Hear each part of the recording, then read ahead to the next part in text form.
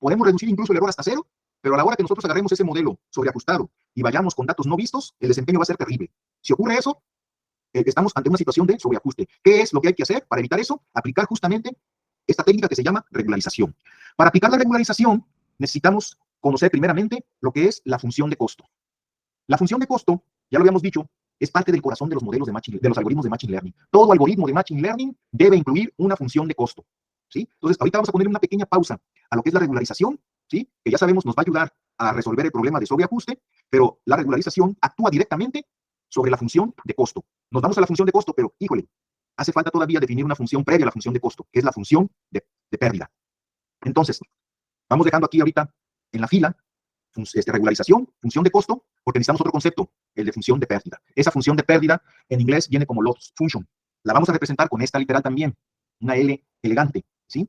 Y es una forma cuantitativa, en pocas palabras, la función de pérdida, de lo que se trata es ir midiendo muestra por muestra, o de manera individual, cada muestra, ¿sí? Que nosotros metamos a ese modelo, ver la predicción y ver el valor real, el valor verdadero, y esa diferencia que exista se le va a llamar pérdida, ¿sí? Entonces, la función de pérdida me está determinando cuánto error hubo, cuánta diferencia existió entre lo que predijo mi modelo, en lo que predijo mi hipótesis, con respecto al valor verdadero, ¿sí? Aquí lo estoy representando. Pueden ver entonces que es una función, esos dos puntos significan tal que, es una función tal que realiza un mapeo, todo eso que ven aquí, esta flecha para acá significa mapeo, mapea un par de valores, mapea este primer elemento que es la hipótesis, ¿sí? Evaluada en una observación particular y junto con su etiqueta verdadera. En pocas palabras, todo esto es la y-hat para una observación XY, para un vector XY de entrada, junto con su etiqueta verdadera. Eso es lo que entra. Entran dos valores en pocas palabras. ¿Y qué devuelve? Devuelve, eso lo mete a la función y devuelve un valor que es un valor que real. Ese valor real representa el error, ¿sí? Representa la equivocación, la medida de equivocación. ¿Qué tanto se equivocó? Es una cantidad de una sola dimensión. Es un número real, en pocas palabras, ¿sí? Entonces, las funciones de pérdida lo que hacen es cuantificar las disimilitudes, las discrepancias, los errores de manera individual. Es decir, observación por observación. Yo en una observación checo, saco la función de costo, le aplico la función de costo y veo cuánto se equivocó. Y ya, registro ese valor. Me paso a la siguiente observación. Vean que aquí hay estas son los índices de cada una de nuestras muestras, ¿verdad? De nuestros ejemplos. Entonces, la función de costo me da el error individual, ¿sí? De cada observación. La función de costo la función de pérdida forma parte muy importante dentro del proceso de búsqueda de modelos, de búsqueda de hipótesis, ¿sí? Porque eso es lo que nosotros queremos es que esos errores lo lógico es pensar que esos errores sean cada vez, o que sean lo más pequeños posibles. Entonces, la idea es que nosotros no lo veamos de manera individual, sino que todos esos errores los juntemos, los vamos a juntar. Todas esas pérdidas que tengamos, todo eso que nos entregó la función de costo, de caso por caso, de muestra por muestra, los metamos a una sola función. Cuando todas esas pérdidas las metemos a una sola función, ¿sí? Aquí, bueno, antes de eso, una cosa muy importante es de que las pérdidas siempre deben ser positivas, ¿sí? Porque si tengo pérdidas positivas y pérdidas negativas, ambos son cosas malas. Pero como yo les dije hace ratito, yo necesito juntar todas esas pérdidas y sumarlas. Todos los errores y los sumo. Pero si tengo errores negativos y ambas cosas son malas, porque se están yendo de la realidad, y al momento en que yo quiera sumar todo, va a ser engañoso, porque algunos errores negativos o discrepancias negativas con otras discrepancias positivas se van a cancelar y me va a dar una impresión falsa. Más por dar un ejemplo, si me equivoqué 10 veces con positivo, si me equivoqué 10 veces con negativo, en realidad me equivoqué 20 veces, ¿sí? Pero si la sumo así tal cual, ¿qué va a pasar? Me va a decir error cero. ¿Igual? ¿Cuál error cero? Me equivoqué 20 veces. Entonces es importante que esa función de costo regrese un número real. Sí, pero un número ¿qué? Positivo. Ya sea cero o mayor que cero, pero nunca negativos, ¿sí? Entre más se acerque a cero, quiere decir que mis pérdidas son muy pequeñas y ese es un buen modelo, ¿sí? ¿Sí? ¿Quién preguntó? ¿Cuándo podría darse el caso en el que un error sea negativo? Cuando por ejemplo, si tú tienes que la verdad es 5, por ejemplo, 5.5, si la verdad es 5.5, me voy a regresar aquí. Si la Y real es 5.5 y la Y aproximada es 6, por ejemplo, el error es Y menos Y hat, ¿sí? Entonces, si tú haces 5.5 menos 6, ¿cuánto te va a dar? Te va a dar menos 0.5, ¿ah? Ahí está el error negativo. Cuando se sobreestima. Si tú sobreestimas, ¿sí? Y cuando saques la diferencia de del valor verdadero menos el real, la resta te va a dar un número, ¿qué? Negativo. ¿Sí quedó claro? Sí. Ok.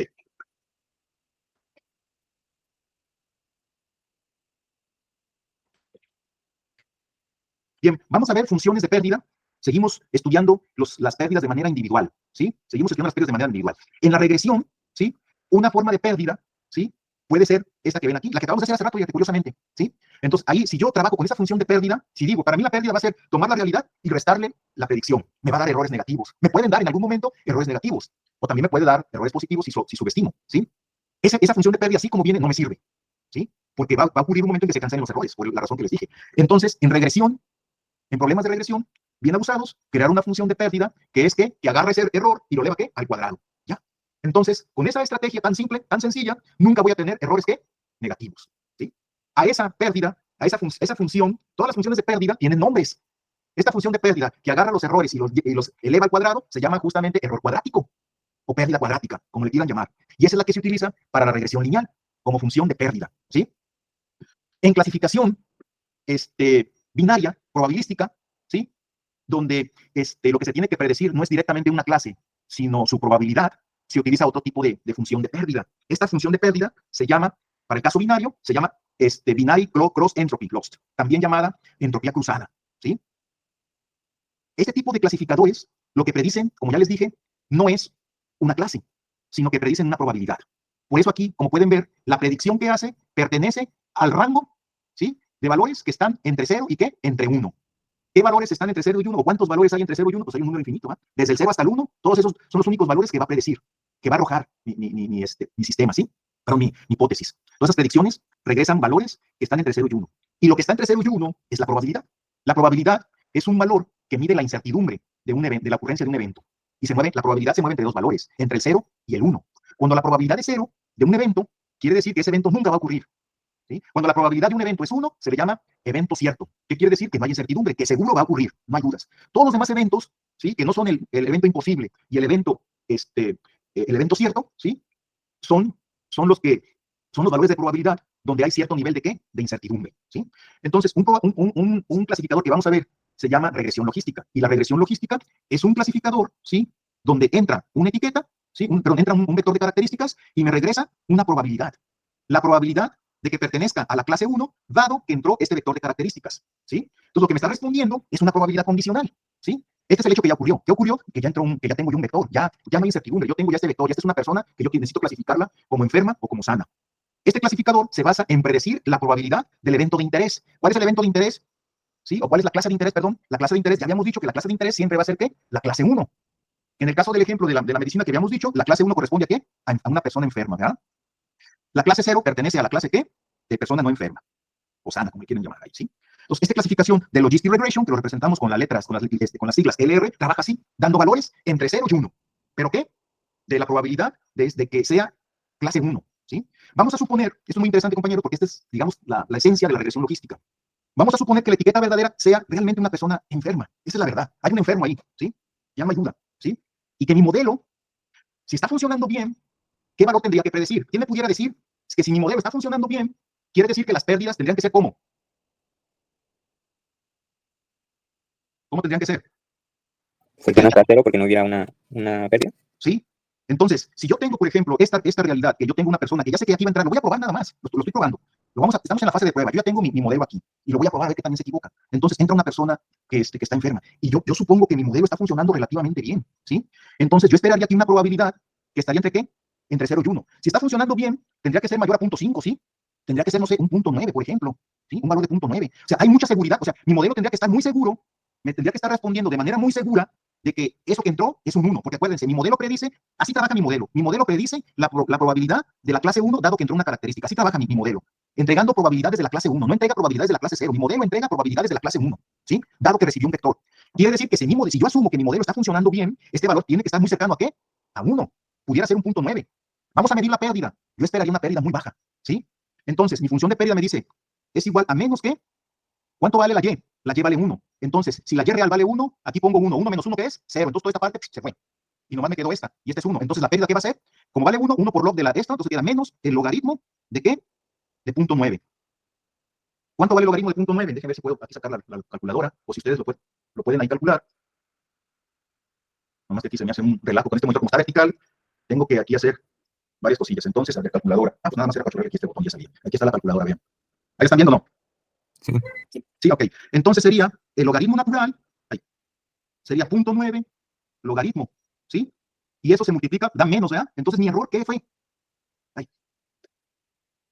Mi error fue de 0.4, vean, muy poquito, porque efectivamente no castigó, el error, la diferencia que calculó con esa entrada, ¿sí? Y mi algoritmo, ahorita no estamos preocupando cómo son los pesos, ahorita lo que estamos asumiendo que mi modelo tiene muy buenos pesos, ¿sí?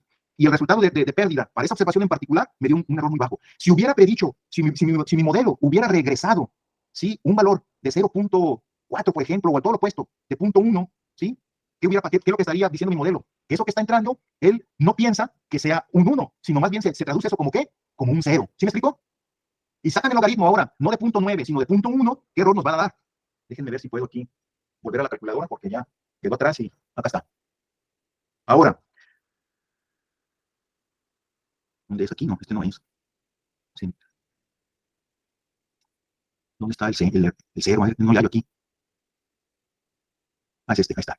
Entonces, ahora, lo que me está prediciendo, sigue entrando un 1, pero ahora mi modelo está diciendo que está, él me va a decir que eso es un 0, él lo estaría relacionando, me está diciendo la probabilidad de que sea un 1 es un 0.1, ese 0.1 está muy cercano ¿a qué? Al 0, a la probabilidad 0, ¿sí? Entonces, esa probabilidad 0, ¿sí? Pues, o acercarse mucho a la probabilidad, o tener una probabilidad muy baja, quiere decir que no está muy seguro que sea un 1, sino que sea la otra clase, la clase 0, ¿sí? Y el error entonces tendría que ser, pues, mucho más grande. Entonces, 0.1, le saco el logaritmo natural y nos da, vean, 2.30. ¿La pérdida qué fue?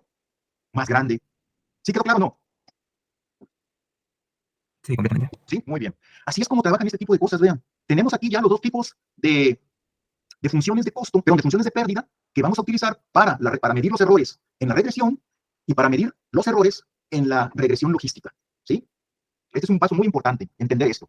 Ya que entendemos ahora que los errores los podemos no solamente analizar de manera individual, no nos interesan los errores individuales, nos interesan todos los errores que se cometieron en el conjunto de entrenamiento. Entonces, cuando yo ya combino todos los errores del conjunto de entrenamiento, hay una función que se encarga de eso, de agrupar todos los errores. Y eso se llama función de costo. Entonces, la función de costo, como lo están viendo aquí, para un modelo en particular, ¿sí? Para una hipótesis en particular, y faltó mencionarlo, la función de costo se representa con la letra J, ¿sí? Y va a depender de mi hipótesis. Acuérdense que mi hipótesis está representada por los pesos de esa hipótesis, por este vector de pesos, W negrita mayúscula. ¿Y qué es lo que está haciendo? ¿Qué es lo que está haciendo? Vean. Aquí faltó poner, aquí es coma, perdón, es coma, ¿sí? Está tomando todas las diferencias que hay entre la realidad y las predicciones, sacando todos los errores individuales, vean, sumando, vean, es una sumatoria de todas las pérdidas individuales que me dio la función de costo. La sumo y las promedio entre el tamaño del conjunto de entrenamiento que es N. Y ese es el corazón de Machine Learning. Optimizar y llegar a encontrar el costo más bajo. ¿Cuáles son los parámetros, ¿sí? Que yo debo de entregar en hipótesis con el costo más bajo posible? Es un problema de optimización. Disminuir esta función, ¿sí? Con el costo más bajo posible. ¿Sí? ¿Queda claro, compañeros? ¿Queda clara el concepto, pues, la diferencia que hay entre la función de costo y la función de pérdida? Sí, nada más tengo una duda ahí en la Ajá. sumatoria. Bueno, para empezar, creo que decía con el símbolo menos para referirse a uno de las formas de función de pérdida. Ahí sería alternante nada más en el otro tipo de función de pérdida, la que utilizamos binaria. Simplemente reemplazarlo por otro tipo. No, por eso, lo correcto sería ponerlo como coma, porque ya va a depender cómo va a medir la pérdida. Si fuera esto nada más, lo que me está diciendo que es la función de pérdida, depende de la realidad y depende de la predicción. Así sería lo correcto. Aquí me equivoqué. O sea, la forma correcta es que la función de costo la función de pérdida trabaja de manera individual por cada observación y, ¿sí? Va a relacionar, no nada más con una resta. Con la resta es para sacar el error, pero la pura resta no sirve. Parece que la pura resta me va a dar errores negativos. Entonces, la forma en que trabaje la Y y la Y hat, vean, aquí está. Entonces, esta L es Y real y Y hat, ¿sí? Y se trabaja de esta forma, así lo procesa. Y esta también necesito modificarle la ecuación para decir que en general nada más depende, trabaja con dos cosas. Trabaja con la Y trabaja con la Y hat para cada observación. ¿De qué forma? Para la regresión utiliza esto, la pérdida cuadrática. Y para la regresión logística utiliza la entropía cruzada de esta forma, vean. No sé si me explique. La forma correcta es con coma. Y ya el cómo agarre la Y y la YJ es el tipo de función de pérdida. ¿Sí? ¿Sí queda clara esa parte? Sí, ok, ¿Sí? entiendo. Entonces todo va a depender de cómo agarres a Y, cómo le haces chaca chaca para entregar un número. ¿Sí? De acuerdo, gracias. Sí, de nada. Ahora, ya sabemos lo que es la función de costo. Ese es el problema que tenemos que encontrar. Para cada combinación de parámetros que nosotros metamos, va a haber un costo. Si agarramos una combinación de parámetros, tenemos un costo. Si agarramos otro costo, ¿sí? Entonces, en realidad, hay un número infinito de posibilidades. Y si yo junto todos los errores de costo para todas las combinaciones de parámetros, se va a formar una superficie, concretamente una hipersuperficie. Así, una hipersuperficie. Pero esa hipersuperficie tiene un punto mínimo. Y ese punto mínimo de esa hipersuperficie es donde el costo es el más bajo posible. Y ese costo más bajo posible está dado por las coordenadas de los parámetros óptimos del modelo. ¿Sí o no? Mucho. ¿Sí? Eso es lo que vamos a encontrar, fíjense. Los algoritmos lo que hacen es definir su función de costo y hacer una búsqueda de moverse sobre esa hipersuperficie. Ya sea con un algoritmo de descenso de gradiente, va a irse moviendo hasta que encuentre ya ese valle, o puede ser con un algoritmo de ascenso también, porque a veces lo bueno es llegar a algo abajo y a veces lo bueno es encontrar algo máximo. Entonces, si nos vamos a subir para encontrar el valor mejor, entonces ese es un ascenso, ¿sí? Y con un algoritmo de optimización, la mayoría o muchos de los algoritmos trabajan haciendo esas búsquedas, porque ya vimos en las clases pasadas que algunos métodos son fórmulas que nada más multiplican matrices y te dan ya los parámetros del modelo. El problema es cuando crecen las dimensiones, ¿sí? Y cuando crecen los datos, porque muchos de los algoritmos no escalan. Entonces, hacer operaciones matricial, querer resolver un problema, encontrando los pesos, podemos encontrar los pesos, por ejemplo, la regresión lineal, utilizando OLS, ¿sí? Haciendo operaciones matriciales. Pero las operaciones matriciales son muy costosas computacionalmente. Si hay muchas dimensiones, hay muchas observaciones, ya ese método no sirve. Tenemos que ir con un método iterativo, con un método que a través de la función de costo busque. Esa búsqueda tampoco está garantizada, así que, ¿no? Pero es una búsqueda exhaustiva, ¿sí? Que me va a demandar también recursos computacionales, pero nada más es cuestión de saber también controlar el comportamiento de ese descenso para no tardarse tanto, ¿sí? Bien, ya que sabemos lo que es la función de costo, ¿sí? Ahora sí regresamos al pendientito que había quedado, que era la regularización, ¿sí? La regularización habíamos dicho que es la estrategia que nos permite resolver la complejidad excesiva que puede tener una hipótesis, ¿sí? Es decir, que tiene muchos parámetros de más ahí, y esos parámetros de más están afectando la capacidad de generalización, ¿sí? ¿Qué es lo que se hace? Pues se les ocurrió que a la función de costo normal se le agregó otro término. Ese otro término se le llama regularización. Déjenme borro aquí. Ahí está.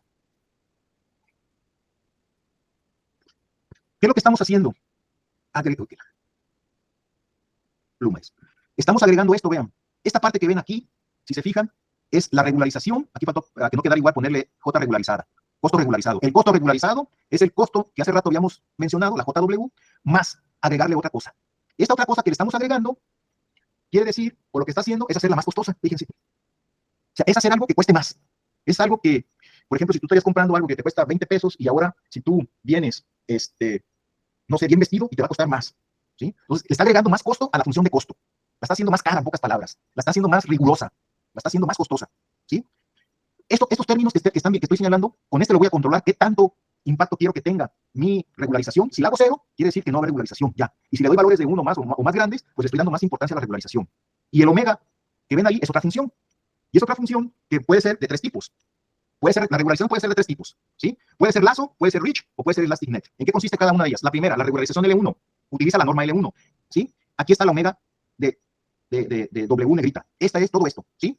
¿Qué es lo que está haciendo? Va a utilizar, aquí dice, sujeto a. Entonces, la regularización con lazo, aquí falta ponerle W negrita, la regularización con lazo es tomar la regularización normal, pero sujeta ¿a qué? ¿Qué es lo que va a hacer? Va a aplicar la norma L1 a todos los pesos. ¿Qué es la norma L1? Que va a sumar todos los valores absolutos de los pesos, desde el primer peso hasta el último peso, ¿sí? Lo está promediando, vean, suma las magnitudes absolutas de todos los pesos, ¿sí? Es decir, a todos los pone positivos y los suma y le saca el promedio. Aquí es D. No, es N, perdón, es N, es el número de muestras. Entonces, promedia todos los pesos, saca todo el promedio de todos los pesos, ¿sí? Y le da un valor de importancia, de intensidad, ¿sí? ¿Esto qué quiere decir? Entre más pesos tengas, esto se va a hacer más costoso, ¿sí? Tú a esto lo vas a hacer que tenga cierto nivel. Entonces, este nivel también te va a ayudar para que esta suma no pase de ese nivel, de esa C. Entonces tú, con esto, ya entre más pesos tengas, entre más complejidad tengas, te está costando más. Y lo que queremos hacer es de que cueste menos. Entonces, es una forma de exigirle al algoritmo que trate de aligerar los pesos, pero que trate de aligerar, sí, la magnitud de los pesos, ¿sí? Esa es una estrategia, ¿sí? Haciendo más costosa la función de costo mediante la agregación de una función de regularización, que en el caso de L1 representa los valores absolutos, la suma o el promedio de la suma de los valores absolutos de mis pesos, de todos mis coeficientes, de todos mis pesos, ¿sí? Entonces, lo que está haciendo aquí es que aquellos pesos que sean grandes, pues los está penalizando, pero se llama penalización también. En los hiperparámetros, cuando queramos controlarlos, va a venir como penalización, ¿sí? La otra es la regularización rich, es la L2, porque utiliza la norma L2. Entonces, aquí, la norma L2 lo que hace es, no es sumar los valores absolutos, sino que es sumar ¿qué? Los coeficientes al cuadrado, ¿sí? Y están sujetos a este valor, a que no pasen de este valor. O sea, si yo sumo todo esto, no debe pasar de este valor. Y los que estén más altos son los que más van a pagar el costo de irse eliminando, ¿sí? Entonces, es la suma, ¿sí? De todos los coeficientes al cuadrado, como están viendo aquí, ¿no? Desde el primer coeficiente hasta el último, ¿sí? Pero al cuadrado, ¿sí? Y se promedia, aquí es N, perdón, aquí es N, ¿sí? Y con eso ya estaríamos nosotros incorporando este método para poder controlar la regularización. Entonces, dentro de los hiperparámetros, cuando queramos crear una clase de tipo, perdón, cuando queramos crear un objeto de tipo de regresión logística o regresión lineal, dentro de sus hiperparámetros de esos modelos, tienen la opción de poder definir qué tipo de penalización, L1, L2 o elastic net. El elastic net es una combinación de estas dos, ¿sí? Entonces, tenemos 3 opciones para el hiperparámetro de penalización. Podemos controlar este valor también con otro parámetro y podemos controlar con este otro hiperparámetro, con el lambda, con otro hiperparámetro. Entonces, relacionado con la regularización, hay 3 hiperparámetros que se pueden aplicar a objetos de tipo de regresión logística y tipo de regresión lineal. Aquí están los casos en los que de acuerdo a la experiencia, o más bien, no la experiencia aquí, más bien las diferencias que hay entre la 1, L1 y L2. Entonces, como ya vimos, L1 penaliza la suma de los valores absolutos, la L2 penaliza la suma del cuadrado de los pesos, ¿sí? Los resultados es de que L1 puede producir que algunos modelos, pero en algunos pesos, sean reducidos totalmente a cero, ¿sí? Y la otra los reduce su importancia de esos pesos. Hay algunos pesos que los va a reducir a valores muy pequeños para que el costo de la función de costo sea mínima, ¿sí? Entonces, la L1 se puede decir que tiene esa particularidad de hacer selección de características, porque hasta las va a eliminar, ¿sí? Acuérdense que la selección de características también es un proceso que nos ayuda a identificar características que son relevantes. Entonces, se da cuenta de las que no son relevantes y les da, las elimina, ¿sí?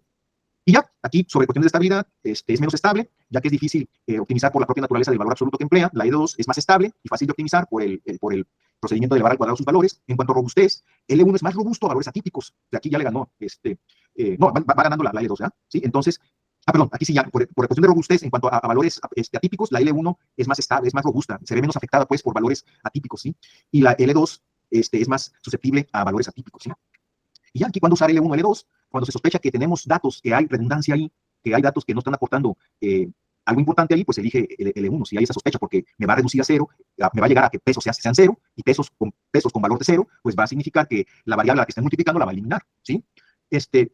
También ayuda a la parte de interpretabilidad, ¿sí? Acuérdense que las combinaciones lineales lo que están haciendo es de que cada variable la combina, pero la multiplica por un peso, y el valor del peso, entre más grande sea, el que esté asociada con esa feature, con esa característica, quiere decir que es más importante que aquellas variables que están multiplicadas, que aquellas features que están multiplicadas por pesos muy pequeños. Entonces, ahí nos está ayudando a la parte de interpretabilidad, ¿verdad? ¿Sí?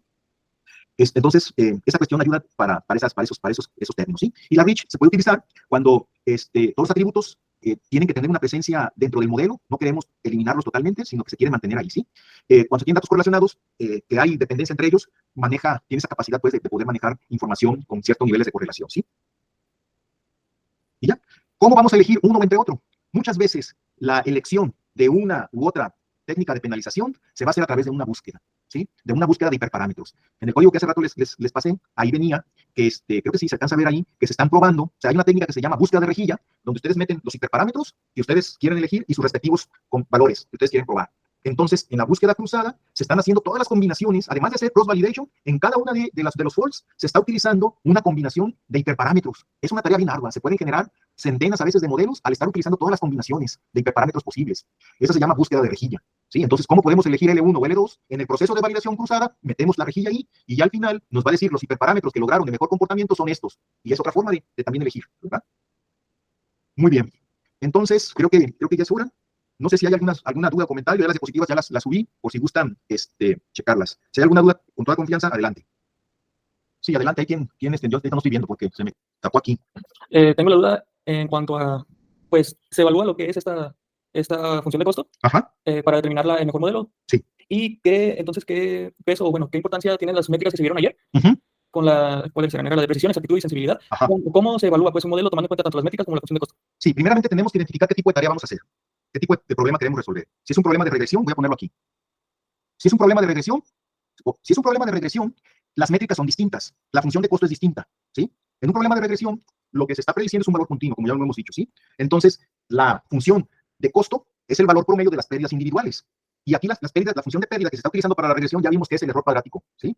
El error cuadrático es el que se va a utilizar como función de costo, ¿sí? Entonces, vamos a ver más adelante para que quede más claro, ¿sí? Que cuando nosotros estemos buscando, ahí también va a ser un proceso de búsqueda en una función que se dice que es cóncava. Afortunadamente, en la regresión, las funciones de costo son funciones cóncavas. ¿Qué quiere decir funciones cóncavas? Que tienen un mínimo global, ¿sí? Entonces, el algoritmo se va a estar moviendo en la hipersuperficie y va a encontrar ese mínimo global porque lo va a encontrar. Y nada más hay uno, ¿sí? Cuando ya lo encuentre, esas coordenadas de la hipersuperficie son justamente los parámetros que tú estás buscando y ya acabaste ahí, ¿sí? Entonces, nosotros vamos a controlar ese algoritmo con hiperparámetros. Acuérdense que hay diferencia entre parámetros y hiperparámetros. Los parámetros concretamente son los coeficientes, son los pesos en hipótesis, ¿sí? Los hiperparámetros son valores, son también parámetros, pero no quiero decir parámetros porque ya dije parámetros que son pesos. Aquí son los valores que controlan el comportamiento. Para la regresión lineal, por ejemplo, un hiperparámetro pudiera ser, por ejemplo, el tipo de optimizador que vas a utilizar. El optimizador es la técnica de descenso de gradiente que puede utilizar para moverse sobre esa hipersuperficie. El tamaño del paso, acuérdense que se va moviendo, va descendiendo, y el tamaño del paso, si doy pasos muy grandes, es malo. Si doy pasos, porque me puedo estar rebotando así y nunca llegar al mínimo. Si doy pasos muy pequeñitos, voy a tardar un montón, ¿sí? Entonces, al final, yo tengo que llegar, si todo lo hago bien, si elijo de manera adecuada los hiperparámetros, voy a llegar a ese valor mínimo de mi función de costo. esa función de costo tiene coordenadas, porque es una función, entonces tiene coordenadas. Y las coordenadas que están relacionadas con ese mínimo son los pesos óptimos. Ya que tenga eso, ya acabé el entrenamiento. Y paso a la parte de inferencia, con el conjunto de test. La inferencia, ¿qué quiere decir? Predecir. Y para las métricas, para la regresión, no es la precisión, no es la accuracy. Hay otras métricas ahí, ¿sí? Entonces, utilizo otras métricas, como el coeficiente de determinación, el R cuadrada llamada, por ejemplo, para poder determinar. Hay un buen puño de métricas que se utilizan para la regresión. Los vamos a ver cuando estemos ahí en la práctica, ¿sí? Entonces, todo va a depender del problema, ¿sí? Entonces, vamos por parte. Regresión, voy a utilizar ahí una técnica de optimización. La mayoría de las veces, sobre todo con datasets muy grandes, tengo que utilizar una técnica de descenso de gradiente para moverme en esa superficie que es la función de costo y encontrar ese mínimo. Y luego, ya que encuentro ese mínimo está relacionado con los pesos del parámetro. Ya tengo entonces mi modelo entrenado, me voy a la parte de testing y en la parte de testing saco mi rendimiento, ¿sí? Si fuera regresión logística, por ejemplo, la regresión logística es un clasificador, ¿sí? Ese no predice valores continuos, ese predice cantidades que representan clases, ¿sí? Ahí también hay que buscar, ¿sí? También es una técnica de optimización donde nos vamos a mover ahí, ya no alcanzamos a verlo ahorita, pero también ahí es una hipersuperficie también, ¿sí? Vamos a movernos, vamos a ver la función de costo, que puede ser un ascenso, puede ser un descenso, pero son coordenadas, y esas coordenadas me dan los pesos que yo estoy buscando, y ya tengo mi modelo en la etapa de entrenamiento, se acabó, me voy a la testing, y ahí sí ya las métricas que vimos, son métricas para clasificador, ¿sí? ¿Sí quedó claro? Sí. Muy bien, de nada. ¿Alguna pregunta más, compañeros? Ninguna, todo bien, maestro, gracias. Muy bien. Bueno, entonces, nos veríamos el día, bueno, nos enlazamos el día de mañana pues, para continuar ya con lo que queda e ir viendo ya el primer algoritmo, ya con los elementos que tenemos ahorita y que lo poquito que nos hace falta ahí, ya tenemos ahora sí los conceptos básicos elementales para poder entender nuestro primer algoritmo, que es la regresión lineal, ¿sí? Bueno, entonces, que pasen buenas noches. Igualmente, buenas noches, gracias. Sí, a ustedes. Igualmente, buenas noches. Sí, buenas noches. Buenas noches. Hasta luego.